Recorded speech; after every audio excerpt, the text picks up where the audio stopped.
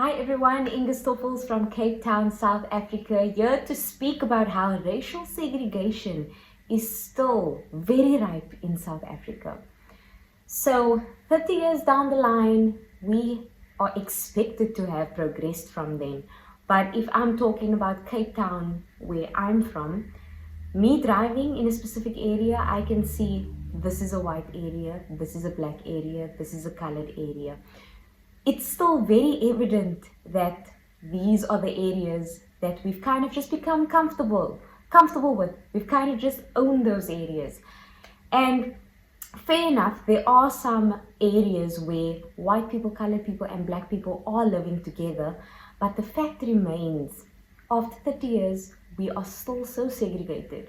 We are still in that mind space of, if you live here, you're living in a white area. If you live here, you're living in a colored area.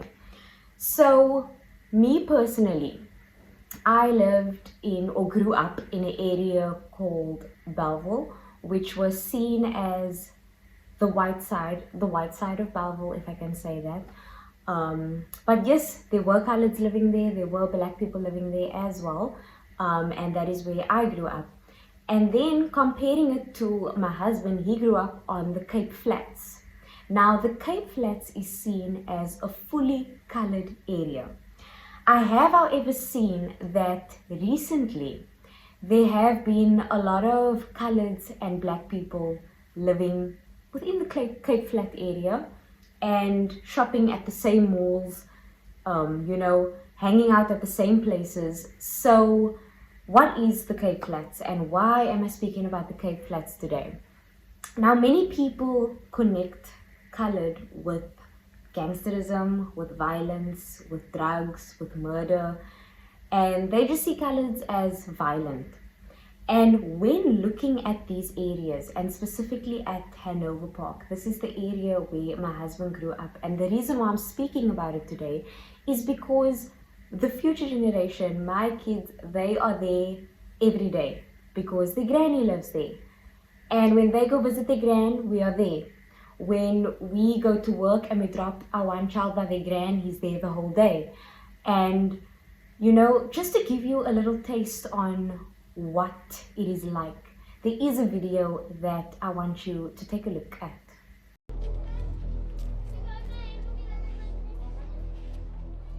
You'll find gangs in our community all the time. Every second street is a gang.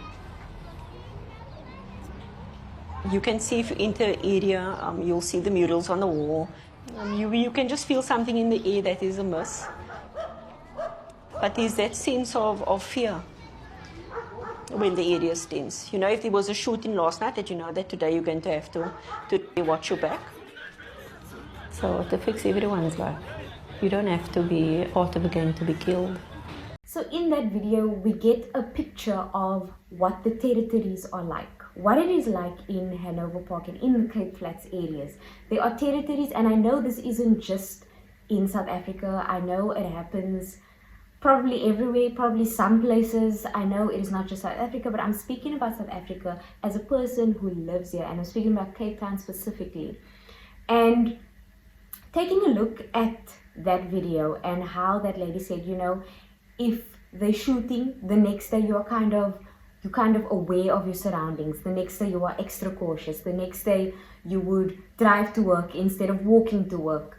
And many times that is the case. For your own safety, you are gonna now have to use petrol because you don't want to take the bus or take the taxi because you're fearing for your life. In January, when it was back to school, gangs were shooting while kids were on their way to school. Some kids were having to duck, having to hide, having to wait till the shooting is over, gangs retaliating towards each other. And the community had called for extra police presence just for the morning, just for the school kids to feel a little bit safe. And there was a shocking revelation which might be shocking for some, and for some, we know what they are talking about. When it comes to police, our people, and when I say our people, I mean all our people of color. Whether you're black, whether you're colored, we are all people of color. And we are always a little bit skeptical when it comes to the police. And here is what she had to say.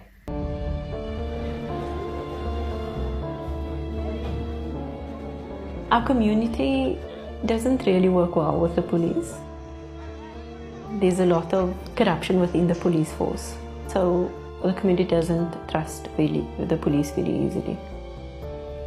So as you can see, yes, we can request police presence to make the kids feel safer, but the adults themselves do not trust the police. Now, in last year, there was a request that it be investigated, and this request came from someone within the Western Cape Police. He requested to investigate the allegations that the police and the gangs may be in cahoots. And upon further investigation, there was evidence that showed that low-ranking officers and their seniors were in the pockets of gangs or were in cahoots with the gangs. So Judge Daniel Fulare, he was working this case, he also noted and said that this illegal access to police information included penetration of and access to the sanctity of reports by specialized units like the anti-gang unit and crime intelligence to the provincial commissioner. So having access to all that information as a gang, to have access to that information, it's scary. And my question for today is, how do we make it safer for the next generation? Where do we go from here? Who do we cry out to? Because at the moment when things happen, like last year October, there was a 6-year-old that was shot and he was dead, and he was just caught in a crossfire and he was dead on the scene, a 6-year-old. And it is happening every month, it is happening every day. People are dying. What do we do? Who do we talk to? What do we do from here? The community is standing up, but there's only so much a community can do. Where do we go from here, South Africa?